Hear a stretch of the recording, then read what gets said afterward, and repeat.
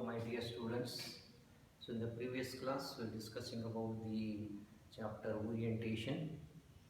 So what is orientation? Orientation is a determination of arrangements of substituent of the benzene ring. We call it as a orientation, and we also discussed the mono substitution and disubstitution of benzene, and then we're discussing about the electronic effects. Electronic effects, as I have told, there are four electronic effects. One is the inductive effect, mesomeric effect, electromeric effect, and last one is a hyperconjugation effect. So out of these four electronic effects, we have already discussed two electronic effects. That is, one is the inductive effect and that of the inductive effect and mesomeric effect. Mesomeric effect is also called as a resonance effect. These two effects we have discussed in detail. Now today we are going to discuss the remaining two effects. That is, one is a third one is a electromeric effect and fourth one is a hyperconjugation effect. So now first we will discuss about the electromeric effect. So this electromagnetic effect is shown by the compounds containing the multiple bonds. Multiple bonds means compound which are containing double bond or a triple bond. Shown by the compounds containing multiple bonds. Now when the compounds containing multiple bonds are exposed to the polar reagents. So polar reagents. So polar reagents like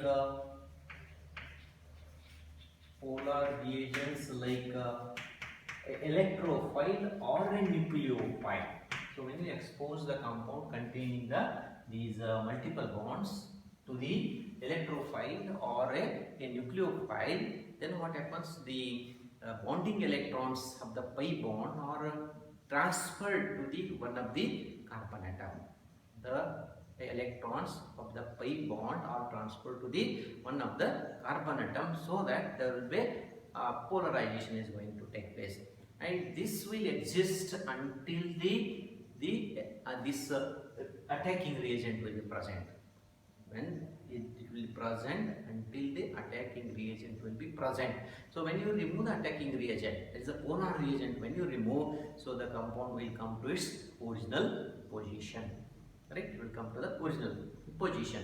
So then what is this electromeric effect? So the effect is caused by the temporary effect. Is a temporary effect caused by the transfer of pi electrons from one atom to the another atom under the influence of a polar reagent. The effect which caused by the temporary polarization of the electrons, pi electrons from one atom to the another atom, one atom to the another atom. So this is called as an electromeric effect. So it's a temporary effect. So temporary effect, it is caused by the temporary effect caused by the shift of electrons, transfer of electrons from one atom to the another atom by the presence of an attacking reagent. By the presence of attacking reagent, so the electrons, pi electrons are transferred from one atom to the another atom. So this is called as an electromeric effect. So there are two types of electromeric here also. That is, one is a positive electromeric effect. Positive electromeric effect. So what is this positive electromeric effect? So here the proton when approaches the compound containing the double bond. Compound containing the double bond. So this is a compound containing the double bond. Okay. So when the proton approaches, there is a polar reagent. It is a polar reagent, or we call it the attacking reagent. Attacking reagent, when it approaches the double bond, there is a multiple bond. What happens here? So this polarization is going to take place. And this approaches, so there will be a polarization. That means transfer of electron, pi electrons from one atom to the another atom. So the pi electrons are transferred to this carbon, the carbon atom which is near to the attacking reagent. The electrons of pi electrons are transferred to the carbon atom near to the attacking reagent. So that what happens? This will become negative charge. This will become positively charged. So when this carbon atom becomes negatively charged, so that this H plus is going to attack this carbon atom. H plus is going to attack this carbon atom. So you are going to get here resultant product will be, so H will be attacked with this. So you are going to get a negative charge on this. H plus will be attacking this carbon atom because it becomes negative charge, this will be positive charge, so it is going to attack only this attraction between the positive and negative, so it is going to attack this carbon atom, and then you are going to get the product here. This product you are going to get. So here in the positive electromeric effect, where the electrons are displaced towards the carbon atom near to the attacking reagent. The electrons are displaced towards the attacking reagent. Because this electrons are displaced towards this carbon atom which is near to this. So the electrons are displaced to the carbon atom near to the attacking reagent. So such effect is called as this positive electromeric effect. Then what is this negative electromeric effect? Negative electromeric effect. So here Cn minus, there is a cyanide ion, is going to attack the carbonyl group. So it is going to attack the carbonyl group Cn minus. Okay, so Cn minus is going to attack the carbonyl group. So when this carbonyl group here, what happens? This oxygen is more electronegative, it is always attracting electron towards itself. So always it is electron rich and it is always electron positive. Carbonyl will be always electron deficient. So that this Cn minus is going to attack this carbon atom. Which carbon atom? The carbon which is electron deficient. So in this case what happens? The electrons are transferred to the oxygen atom. Electrons of the multiple bonds are transferred to the oxygen atom, so that this carbon will become electron deficient. So to this deficient, this cyanide minus is going to attack. So you are going to get the product like this. Cn will be going to attack here, so that oxygen will take the place of electron and it will become a negatively charged. So that what happens? The electrons are here transferred away from the attacking reagent. So in this case you see the pi electrons are transferred to the atom away from the Cn minus, But here what happens? The pi electrons are displaced towards the carbon atom near to the attacking reagent. Here away from the attacking reagent. So this is the difference between the positive electromeric effect and the negative electromeric effect. So this is about this third one is the electromeric effect. Okay, then we go to the last one, electronic effect, that is a hyperconjugation effect. Fourth one is a hyperconjugation effect.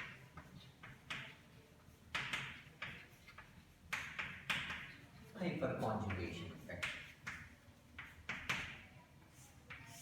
So this hyperconjugation effect was first noticed by two scientists, that is Baker and Nathan. Baker and Nathan. Baker and Nathan. These two scientists first noticed this effect, that is a hyperconjugation effect, and they have kept their name. At that time they have kept the name, so that effect is called as a Baker-Nathan effect. Earlier it was called as a Baker and Nathan effect, because these two scientists, this Baker and Nathan, they have noticed the first time this hyperconjugation effect. And later in 1941, this Mulliken in 1941, he has given the name hyperconjugation. He has given the name hyperconjugation, and he told that this hyperconjugation is also a permanent effect. Hyperconjugation is also a permanent effect. So out of 4 effects, only one is temporary effect. That is electromeric effect is only temporary effect. Remaining 3, that is the inductive effect, mesomeric effect, and this hyperconjugation, they are permanent effect. So in 1941, Mulliken has given the name hyperconjugation. Earlier it was called the Baker-Nathan effect. Okay, in 1941 onwards, so he has given the name as a hyperconjugation effect. So you know about the conjugation. So conjugation means compound containing the alternative double bond and single bond. So conjugation, where it takes place, the compound containing alternative double bond and single bond. In such cases, the conjugation is going to take place. But here, the hyperconjugation, what happens? When the pi orbitals, pi orbitals here, they overlap with the another pi orbital. Okay, pi orbital overlaps with another pi orbital. So here the conjugation is going to take place. Conjugation take place. Okay, that is pi orbital overlaps with another pi orbital. So you are going to get a conjugation. But whenever the pi orbital is overlapping with the sigma orbital with a certain extent, not complete overlapping, certain extent, pi orbital is going to overlap with a sigma orbital. In such cases, we are going to get a hyperconjugation. We are going to get a hyperconjugation. So see difference between the conjugation. In conjugation, pi orbital is going to overlap with another pi orbital. So we are going to get a conjugation. But in case of hyperconjugation, here pi orbital is going to overlap the sigma orbital to a certain extent. So then, result it will be a hyperconjugation. Okay, hyperconjugation is going to take place. So we'll take an example here. One propene. Okay, we'll take an example. Is the one propene.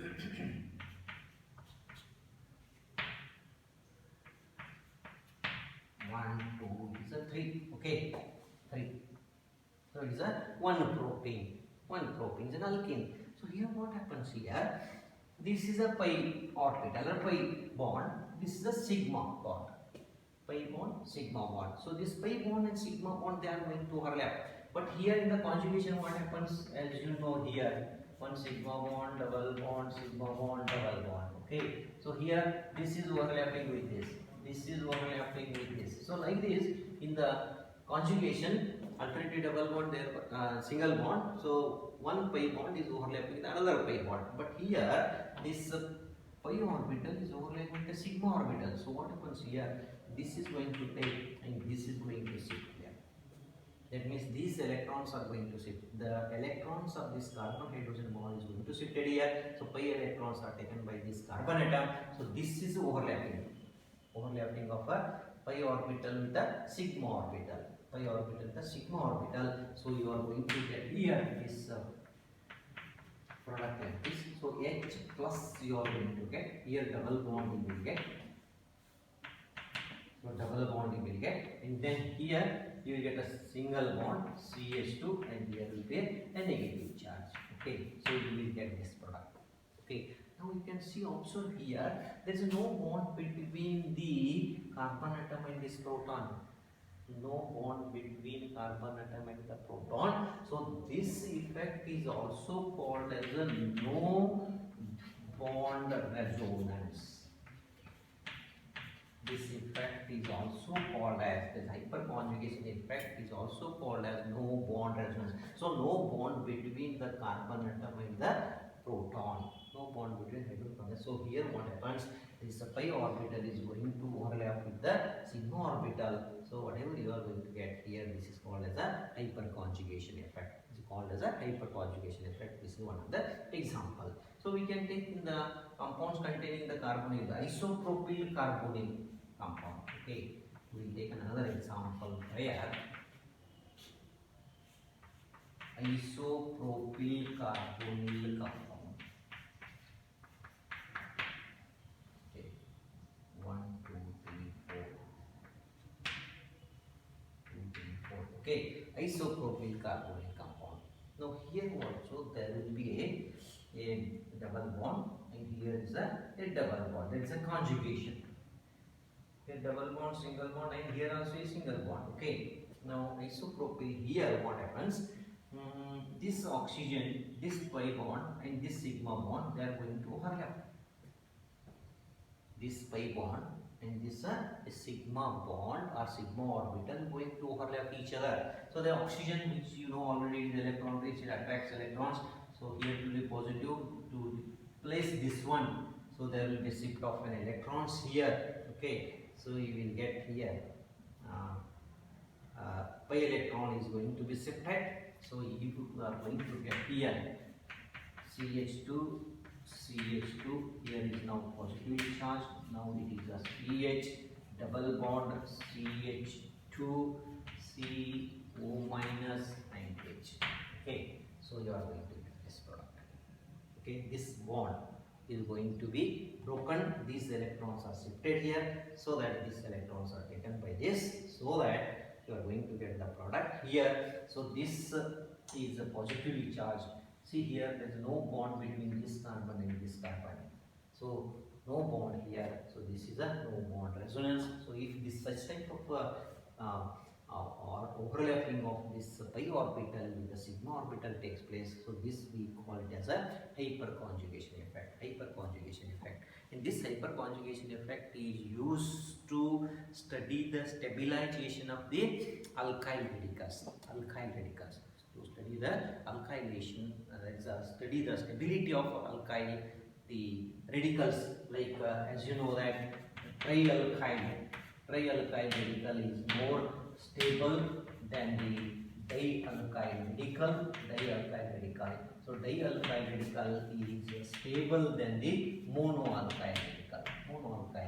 So like this, to study the stabilization of the alkyl radicals, so we are going to use the hyperconjugation effect. So this is about the hyperconjugation effect. So these 3-4 effects we have discussed in detail. So this is the review of the hyperconjugation, all 4 effects. Now here we discuss also the difference between the inductive effect and the electromagnetic effect. Inductive effect and the electromagnetic effect. So that we have also discussed already the differences between the inductive effect and the mesomeric effect. Okay, the previous period. So here we will discuss the differences between the inductive effect and electromagnetic effect. Okay.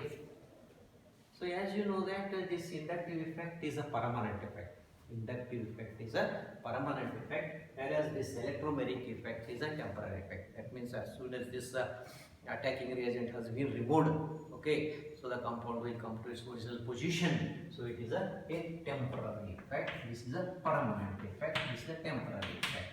Now here in the inductive effect, the sigma electrons are involved. That means it will going to take place in the compound containing only this single one. This is a sigma electrons. So inductive effect involves the sigma electrons, but here it involves this pi electrons. Electromagnetic effect. This is it involves the sigma pi electrons. Then third is here there will be a partial displacement of n electrons. Here partial displacement of the electrons. So here is a complete transfer of the electrons. Complete transfer of the electron in case of electromagnetic effect. So these are the differences between this electromagnetic effect and the inductive effect. So in the examination they may ask what is meant by inductive effect, what is inductive effect, or what is mesomeric effect or electromagnetic effect, and also they may also ask about the negative inductive effect, what is meant by negative inductive effect, positive inductive effect, and positive mesomeric effect, negative mesomeric effect, like this. So they may ask for 2 marks. Okay, so this what we have revised is regarding the electromagnetic this electronic effects. Okay, this is about the electromagnetic effects. Now we will go actually to this orientation. Okay, orientation. We already discussed, I have told what is orientation. So orientation is the determination of the arrangements of the substituents on the Benzene ring. And actually this comes in disubstitution reactions of a benzene. Disubstitution reactions of a benzene. Now here in the disubstitution, here is the substituent X. So as already told, the X, the substituent which is already present on the benzene ring, will decide the position of the next entering group. It will decide the position of that means this is going to orient the substituent which is already present on the benzene ring. It is going to orient the next entering group or the second substituent which is entering. Now suppose this X, if it is a electron donating group, is the electron donating group. So the electrophile is going to attack the which position here? So this is electron donating group or it's the activating group. Okay, so it is going to attack the electrophile, goes to the ortho position or it may go to the this para position. It goes to the ortho position or a para position. So you are going to get the ortho and para substituted product. Ortho para substitute. So if the substituent which is already present on the benzene ring, if it is electron donating, so it will orient the next group, next second group to only ortho and para position. So this group is called as a ortho para director or it is also called as a activating group. Activating group. So what is activating group? So activating group is the group, the substituent which activates the benzene ring for the further substitution. The substituent which activates the benzene ring for the further substitution is called as a activating group. So activating group. Activating group. Okay. So in the examination they may ask for 2 marks. What are activating groups? So what are activating groups? The substituents which activate the benzene ring for the further substitution are called as a activating group. And some examples for the activating group. That means the groups which are electron donating. Electron donating groups. So electron donating groups, as you know that OH group is electron donating, NH2 group, NH2 plus is electrons, NH2 is going to electron donating, or you can write CS3 is electron donating or Cl is electron donating. So these groups are called activating groups. So the substituents which activates the benzene ring for the further substitution are called as activating groups. Okay, this is one type. Then whenever the substituent present on the benzene ring, so suppose if it is electron withdrawing group, and if you carry out the electrophilic substitution reaction, so this will directs the next incoming group should go to the meta position. That means this group will orient, this is going to orient the next electrophile should go to the meta position because this is electron withdrawing group. So the group should go to the only meta position here. It should go to the meta position. So it means this group which is already present on the benzene ring, it is going to orient the next incoming group to the meta position. So you are going to get a meta substituted product. So these groups are called as meta directing group. This is the meta directing group, or it is also called as a deactivating group. These are also called as a deactivating group. What is deactivating group? So deactivating group means the substituent which deactivates the benzene ring for the further substitution is called as a deactivating group. The group or substituent which deactivates the benzene ring for the further substitution is called as a deactivating group. So we can take an example here. The nitro group is deactivating, or we can take a CN, we can take COOH, we can take, or this aldehyde group or the ketonic group, all are the deactivating groups, or they are meta-directing groups. These are also called as meta-directing groups, and these are called as activating groups, or they are also called as orthopara-directing groups. So like this is the dye substitution. The substituent which is already present on the benzene ring, it will direct the next incoming group to the certain position. So this is regarding the activating group and deactivating. So in the examination, most of the time they ask what are activating groups, give examples. What are deactivating groups, give examples. So for 2 marks they will ask this question, right? Now after knowing this, so we will go for the orientation of this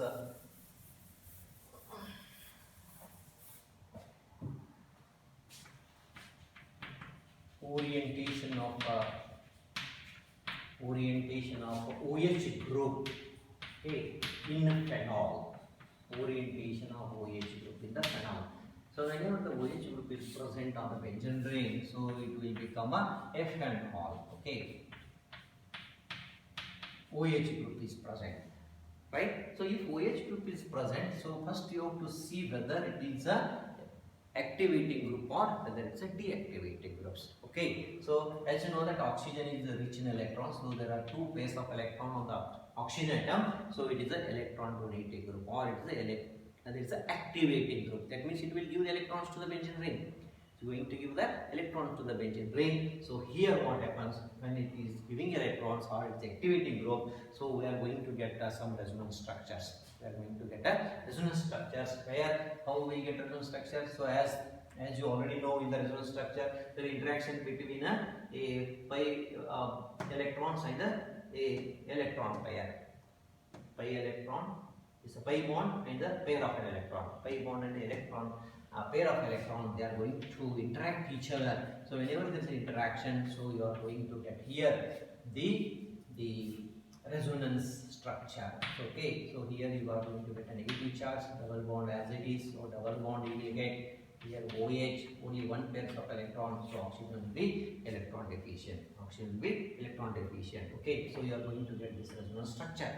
Now here negative charge means what? It is a pair of an electron. Pair of an electron. So this pair of an electron and next this pi bond, they are going to interact each other. So there will be a delocalization like this. So you are going to get another resonating structure.